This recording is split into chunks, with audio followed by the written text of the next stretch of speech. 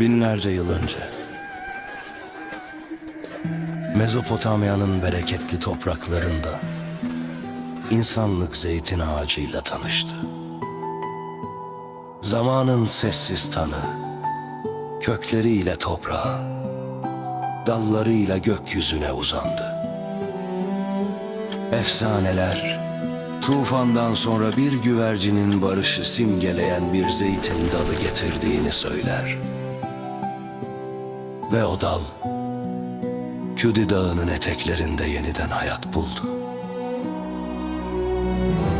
Bugün biz, Fahriye abla çiftliğinde bu binlerce yıllık hikayenin izini sürüyoruz.